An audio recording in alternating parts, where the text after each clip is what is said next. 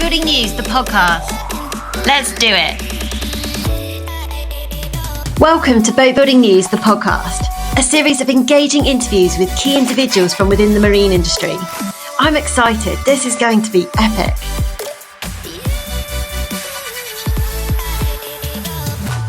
So much goes on behind the scenes of the boat building process. Chris Dowland explains how important and valuable the journey of optimisation is. Hi, Chris. Welcome to the Boatbuilding News podcast. Hi, Holly. Great to meet you and great to be here. It's been a little while of us trying to organise this in between everyone's hectic schedule. So it's good to finally have you here and have this time with you for sure. Yeah, it's great. Funny that we did one back in Archipelago in the boat building show. The boat show in Southampton, and now we're finally here. So no, absolutely great, and pleasure to be on here. Awesome. So let's dive straight in. Tell us, introduce yourself. Give us a small bit of background. Tell us about who you are and a little bit about your business. Yeah. So my name is Chris Dowland. I'm the business and technical director of AD Marine. AD Marine was founded by my father about 30 years ago. Basically, then focusing really in marine surveying, and gradually he scaled it to include naval architecture, stability. So we take on vessels mainly in the B2C, but also B2B with commercial charter and everything like that. And we support clients going through that process from a leisure vessel, leisure/commercial vessel, to be coded, chartered, etc. So we handle from the basic tonnage surveys all the way through to pre-purchase, pre-delivery, MCA coding, etc. And when I stepped on board about 3 years ago after leaving Diamond Shipyards, my goal was to look at also how to increase naval architecture, as that was my background, and also to include commercial boat building, commercial surveying, and how to optimise shipbuilding, which is one of my main passions, really. Oh, right. So optimising shipbuilding. Tell us. I mean, I know that obviously this must be, you could talk for hours on this, but what do you really mean, in a nutshell? What do you mean by optimising boat building? Yeah. So I think really, how to weigh it up. Ultimately it's about increasing quality and reducing time and cost. So that would be it in a nutshell. I'd say ultimately my vision is when you really look at a boat builder, a shipbuilder, etc., then what they're normally building, if you think about it, they can break every ship apart in your mind. That's what I'm doing as I see these vessels, and I'm thinking within their serial and their various different vessel types, how can we combine standards within what they're doing to effectively minimize the variations and maximize the standards within a supplier, a way of working, etc. And then gradually, as you're increasing repetition, then effectively you start to reduce time and cost. So all of that without reducing any quality or output of product, I guess. Exactly, and actually normally based on increasing quality. So, for example, we now work as technical partners and agents for Seeker, and a lot of people know about Seeker Flex, but after that they don't really know about the structural bonding capability, core bonding, flooring, etc. And what you often see is that when you go in initially, then you can start to break apart the various different parts of a ship and combine that to one or two suppliers. Of course, there are multiple major suppliers over a ship building exercise. But then from that, by increasing a volume within one supplier, then you're able to normally leverage a much better cost price. And that's part of what we do. Yeah, absolutely. So, I was going to sort of delve into your background a little bit more and say, you've always been in the marine industry right from your education. And I was going to ask the question, actually, is that something that was influenced by your family? But you've already said your dad set this business up 30 years ago. So, do you think that you would have gone into marine if it hadn't have been for that? Where did this all start? Where, Um, where's the passion for marine come yeah, from? so I would say passion for marine initially came when I was 10. Quite a funny story. I'll cut it down quite quickly, but basically I went into a remote control car shop in Southampton and said Okay. to Dad, I would like this remote control car, and he said, well, that's a little bit over your birthday budget. Birthday budget. So so you know, but I said, well, what's it going to take to make it happen? Typical entrepreneur starting out at Oh, 10. I love that. And he said, well, come to work with me. I'll give you a pound for every boat that's below 15 meters and £2 above. And I I like think your dad. after the first month, I'd surveyed 50 vessels, and my grades had to stay high at school, and I absolutely loved it. And I was in Princess and Sunseeker and all of these major built Fairline from a young age, getting released off, going off around helping surveying the boats. Of course, Dad had to check every measurement I came with because it had to be right. But ultimately, like I think from a young age, when you're around something, you're just like a sponge and you just suck Yeah. it all in. Um, and yeah, my mum was in the marine industry. Oh, She really? was in marine finance, registration. My dad was in boat building and then surveying. So I think, yeah, just been around it, and I've always loved the water. So it was And just a no-brainer then. It's just natural for you. There was no other option Yeah, really in I your mean, head. I was a RWA approved surveyor by the age of 18. Wow. They wouldn't give it to me any sooner because I couldn't get to the boats. In their words, I mean, I was happy to go there on a bicycle, but they weren't. Oh.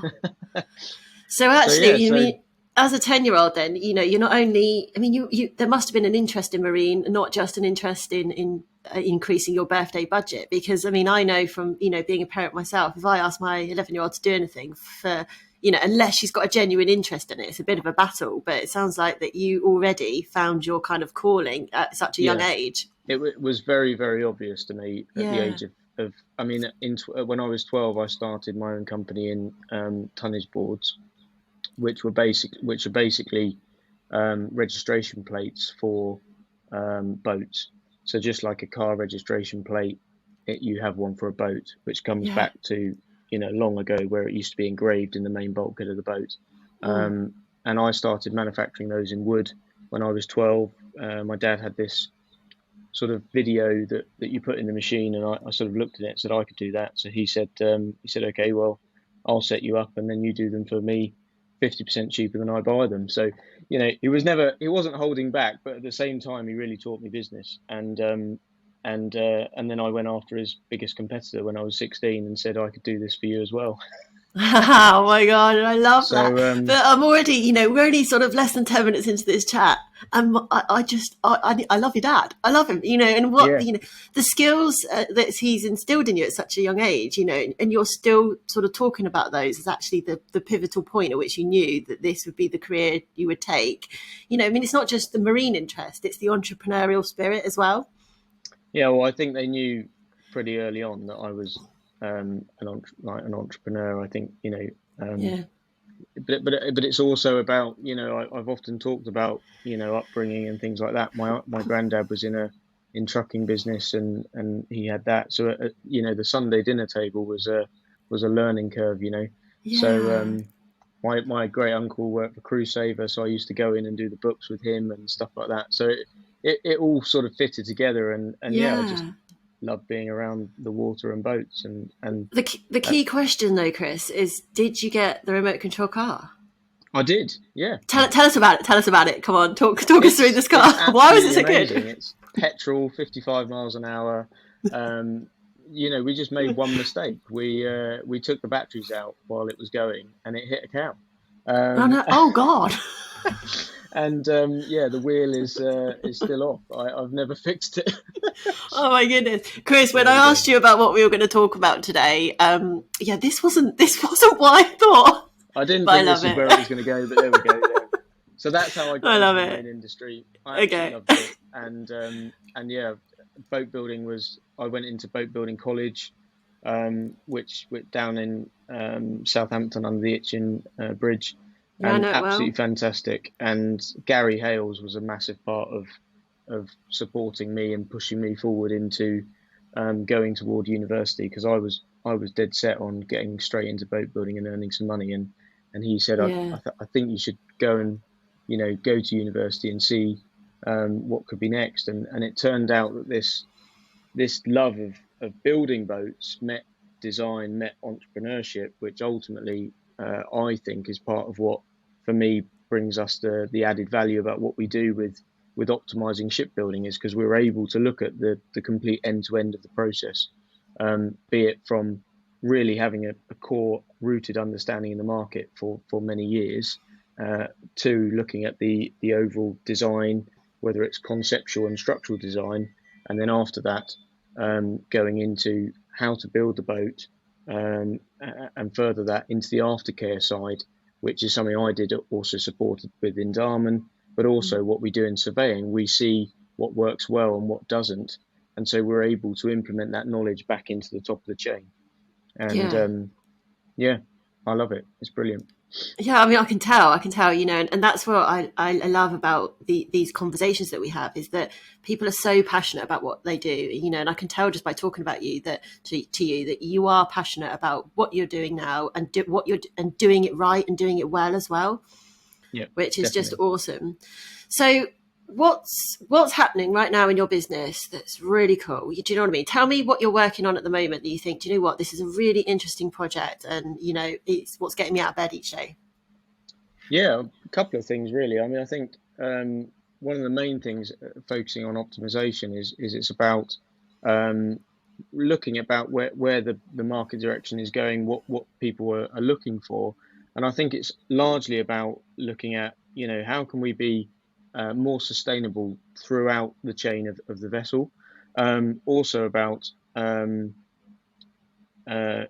can we um, build more vessels, but with what we already have? So how can we be more efficient, because we only have a certain amount of skilled workforce? So a really exciting project we're in at the moment, which is about looking at how to structurally bond in aluminium shipbuilding, and to what Okay. percentage we can structurally bond that. So that comes with a lot of support from Seeker Technical in corporate over in Switzerland, but also from the UK side. And we're working with a couple of shipbuilders and design houses now, is how to make that, bring that all together, um, and effectively look at reducing the fatigue that's in the aluminium that's coming from the weld. And from reducing that fatigue, is there a way that we can potentially reduce the plate size?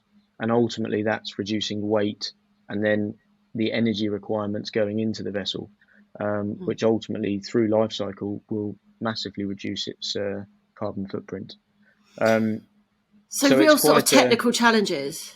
yeah, serious Yeah. technical challenges. Also looking at, for example, more efficient flooring systems that are coming in, which are removing the need for some of the conventional floating floor structures, to remove that structure and put in a composition material with insulation and various flexible materials, to take away the airborne and the structural borne noise for the acoustic performance, but at the same time reducing the thickness, reducing the weight, and ultimately then you've got a better place for the people, more comfortable place for the people to be, because you've got more head height, but at the same time you're reducing the weight and reducing the cost, because the process is more efficient.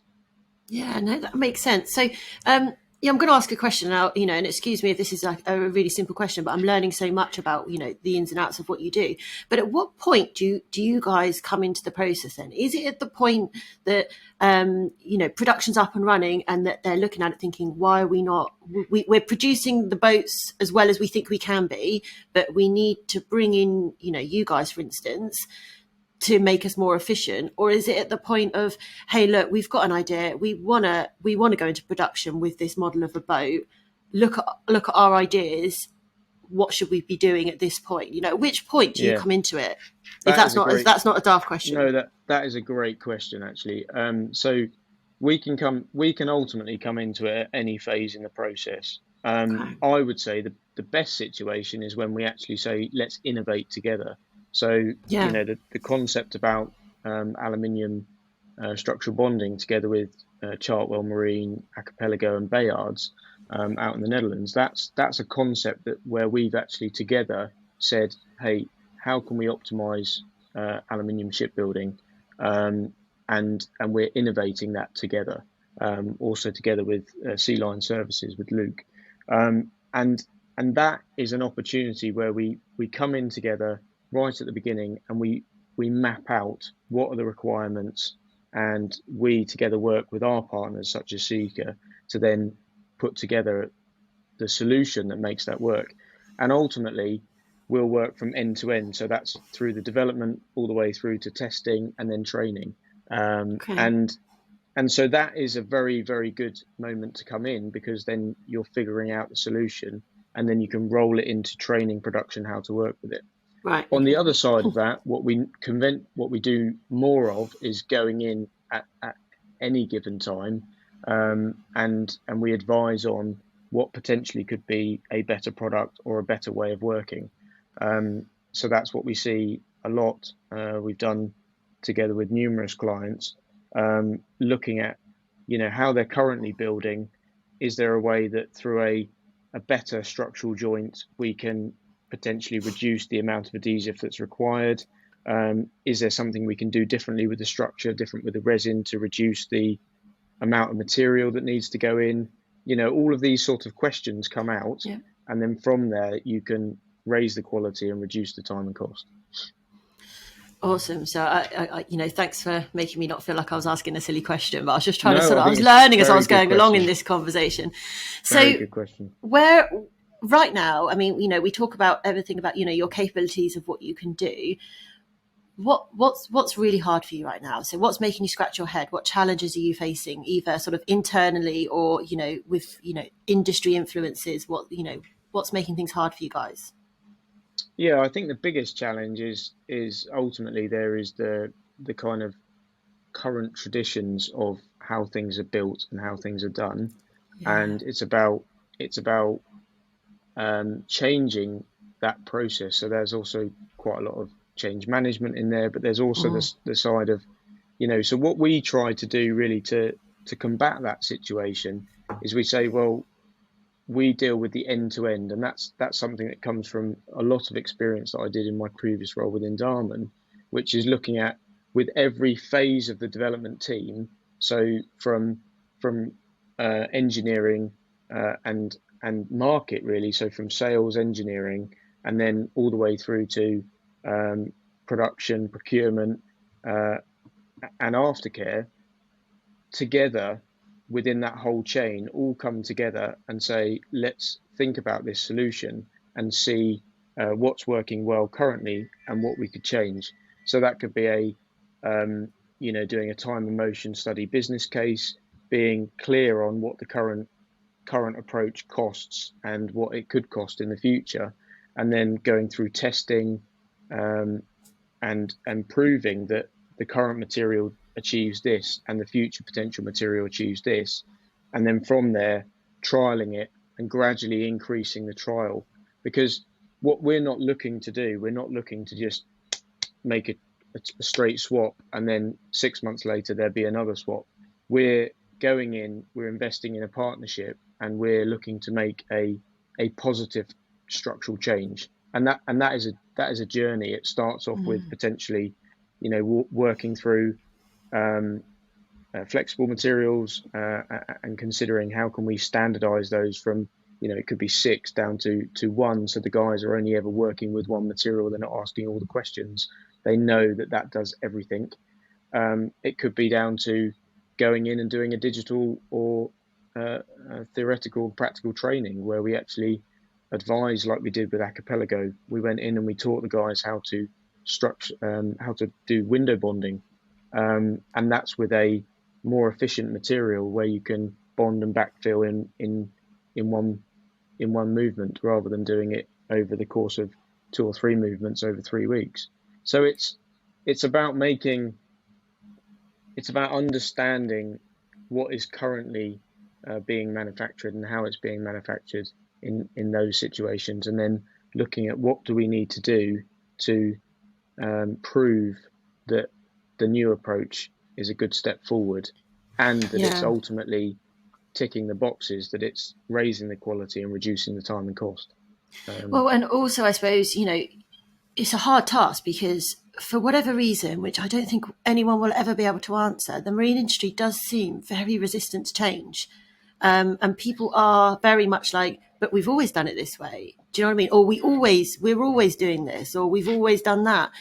So actually, your job is actually quite hard and probably has to be, like you say, done quite slowly, as a case of, it's not just somebody phone you up and say, hey, can you provide me with a solution with this? And very quickly you say, yeah, of course, it's that. It's a journey of change, isn't it? Which is, some of it will be, as complex as mindset change as well within the business, or culture change or behavior change, which, takes time. Yeah. I mean, we do have the odd situation where someone calls up and it is quite quick, and they're also great. But at the same time, it normally is a structural journey together, Yeah. in that change, and that's why, I'm really up for when we come in, and what are you looking to achieve, and that's why that first question is really important. Yeah. If you're looking for process efficiency, okay, what does that look like? So, is it that you're looking to save 2,000 hours a year, which ultimately means you can build maybe four more ribs a year or something like that? Those are the questions we're asking, because ultimately, when we achieve that, then it's about making that change. Yeah. And the other thing I think that is really, really important is it's about training, and that's something that I do personally. Go down, work with the guys, and wherever they may be, up or down the country, and work with the guys, and train them how to work with the materials, because ultimately, um, it can all be set really, really well at the beginning, but if all parts of the process are not aligned and working well, then there you can see a breakdown, and then the behavior is to switch back to the current traditions.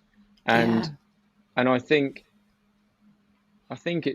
it's really important to get, and that's why when I set up with a team, years ago, about systems engineering, people would initially say, but it costs so much hours to create that standard. But actually, what we're actually doing is we're understanding from every step of the chain. So what I might see to be a potential risk, production might tell me, well, actually, no, that's fine, but this is a risk. And we need to understand all of those risks and potential issues before making that change. Yeah, and I suppose working like that, though, I mean, it's not a quick thing with a client sometimes, No. but maybe, it's probably had a positive effect on sort of like the longevity of the success of your business, because you're building those long-term relationships and you're building that trust over time. Yeah. That help with that as well, because like you said, you've been going 30 years. You've been going 30 years for a reason. Yeah, exactly. So it's about, indeed, exactly. I can't put it down to that, really. So what's the plan? What's the immediate plan for AD Marine? What does the next 2 years look like for you? Yeah, so I think next 2 years are very exciting. So to give you a bit of a view, the last 2 years was about saying, well, these are the four key areas of business that we're in. So breaking that down, making it clear. We've had a really exciting digital transformation in the past years. That was never something that was around. We didn't really have a digital presence. Now we have, Yeah, which is yeah. great. And we now have an awesome new website, which is brilliant. And from that, it's now about transitioning really now to say, well, these are the businesses, these are the core business areas we're in. This is where our focus is, which is moving forward. And then from there, now we're looking to further expand that into having commercial surveying from a position of pilot boats, crew transfer, etc., which is an area of design that I've spent 10 years in. So that's a Okay. high experience area. Yes. And of course, we've been doing surveying for 30 years. So that's an obvious dovetail into. And then also looking at, again, how can we continue that journey really with optimizing shipbuilding. And now I think as we found the recipe, if you like, maybe that's the right word, sort of the journey, how we take clients through that journey is really doubling down and continuing down that Yeah. path really. So that's what the next 2 years look like. So the last 2 years of you've just put yourself in the best possible position. You've consolidated exactly what you do, what your place is in the market, and you've created yourself like a digital platform, which was a bit of business change for you guys to Yeah. enable you to push on effectively and Yeah. as efficiently as possible. You've almost optimized yourself over the last two Yeah, years. indeed. That's I definitely think we have. Dare I say it? I don't think my dad ever wants to hear the word optimization again. But no, I think that is that's what we've been doing, and it's about the awareness. I think is that digital is about showing the UK, the world, this is what we do, and if you need support in these areas, we've done it for many Mm. years, and we're experienced and trusted because we've done it for many years, and we've worked with clients for, we've got partners where my dad even goes and has a holiday with them. It's that kind of Yeah. level, and that really means a lot to us. And so it's now about expanding that gradually in what we do, really. Well, and I think it's the awareness thing as well, because if you see the finish, if you're a consumer or you go to the boat shows, you're a visitor or whatever, you see the final product, don't you? And you know who built it. Is anyone really stop and put the awareness into all those little things that like you guys coming in and optimizing the process doesn't ever really come into it. So it is awareness of what you guys do in the market is such a key thing, I think.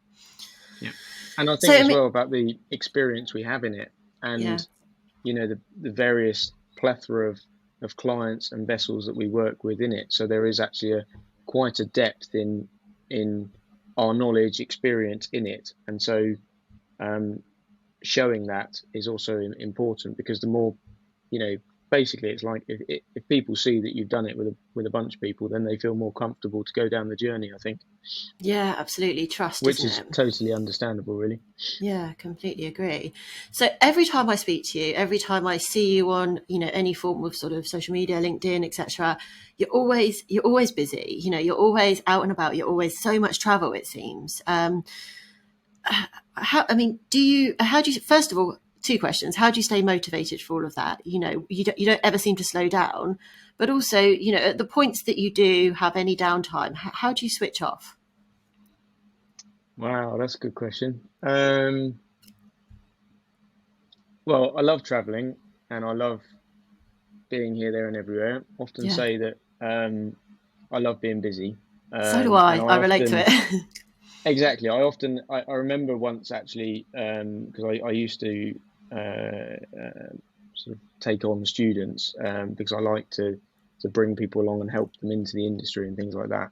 And I used to say, one of them once said, but I don't feel like I can ever reach you because I don't want to interrupt because you're so busy. And I said, oh, that's actually quite a good point. So thanks for the feedback. But what I want you to know is that I'll always be busy because I like it. Yeah. And I'm always just variating the priorities in my head or on my list or whatever. So feel free. And then, I'll find the time for you. That's the kind of way I work. So, um, yeah, so I like being busy, and I'm very motivated by what we do. Yeah. I really want. There's two sides to what I see that we do within the business. One side is that about 3 or 4 years ago, I had this dream vision about, you know, I see that when people are in the boat show, they see the dream of being with their boat, and then what they're greeted with is the reality, Mhm. and that the reality starts to take some of the dream away, which is dealing with all the paperwork. Oh, I've got a registration. Oh, I've got to sort that out. And oh, tonnage. Oh, I need a tonnage board. Oh, crikey! And it's all those things, and what I think the ultimate goal for us is that we support clients when they're at that phase, from that moment or even before with the vessel that they're looking for, and we go all the way through the process, and they can still enjoy the dream, and we deal with the Mm. reality.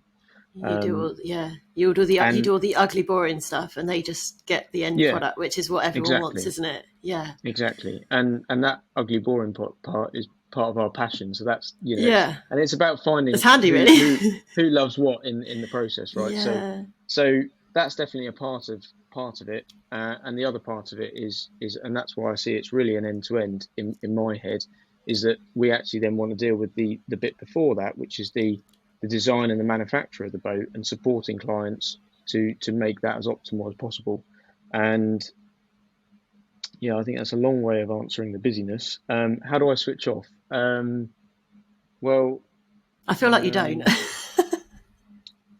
yeah, so I do have these funny things like basically I have in the past put dirty breakfast bowls back in the cupboard and various things, and I'm very clear that that is now because I'm on. So basically, I love sport, Okay. and I often what I do when I want to be off, I basically write myself a bit of a end of the day message. Okay, now off you go, chill out, and yeah, that's how I switch off. So I write myself end of the moment messages, and also then for the next day. So I feel that I can then completely switch off and go off and play sport, hang out with friends, and hang out with Vicky, my wife, Yeah, family, so etc. you almost get to the end of your day, and you almost have to consciously write yourself a message, say, look, you've done enough today. Here's what you're going to achieve tomorrow, but for today, you're done. Something like that, yeah. And Oh, okay.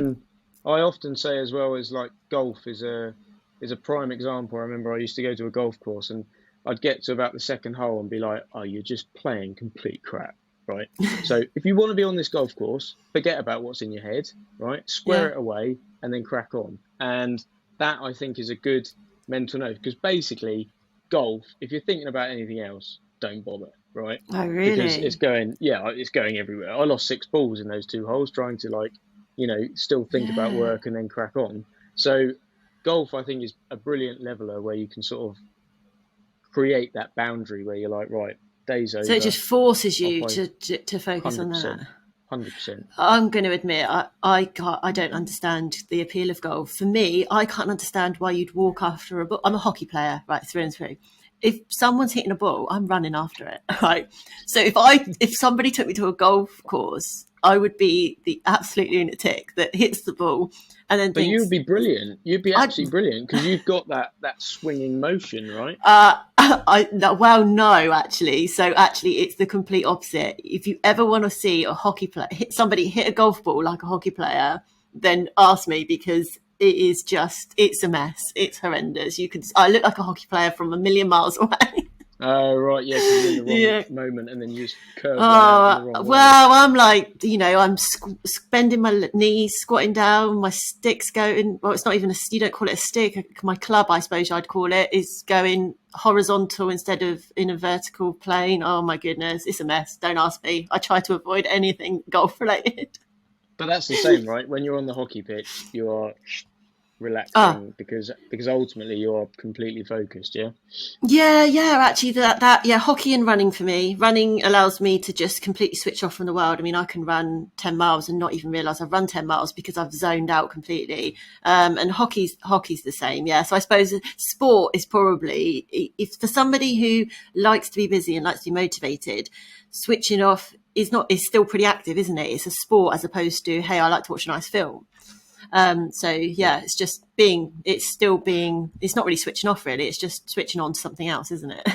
I think another great one is when I mean we haven't got kids yet, but we're but my goddaughter is I remember about 7 years ago when she was growing up, um, an internal client asked a question about how many hours to design a boat, and I was there with my goddaughter in arms, and she sort of said, "Well, you won't get that," and I was like, "Okay, well, um, I don't." And I turned the phone around on FaceTime, and I was like, "I don't really care because I'm on my day off enjoying my goddaughter." So, and I often found that is also a beautiful way. You've got that there is life outside of work, and that's ultimately like, that's the meal. Ah, yeah. Children have this way of just showing you the simple pleasures, don't they? And Yeah, and how definitely. they live in the present and the here and now, and there's no better way to switch off than to just be present in what Exactly. you're doing in the here and now. Is there?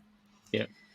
Yeah. Awesome. So I ask this question to everyone. So you've probably planned your answer for this one. But what one quote do you live by that you strive to live by every day and that really inspires you?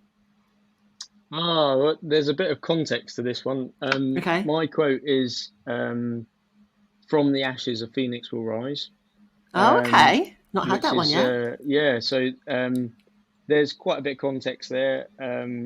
Basically, about 3 years ago, at the beginning of the pandemic, no, it was just after the pandemic. I left what felt like my dream job at the time, Oh, really? working for Diamond Shipyards. I sort of lived out that vision for 10 years, designing boats and then getting into how to optimize shipbuilding and really like on a global platform. And it was absolutely riveting, exciting work with hundreds of people in shipbuilding and engineering, etc. It was brilliant.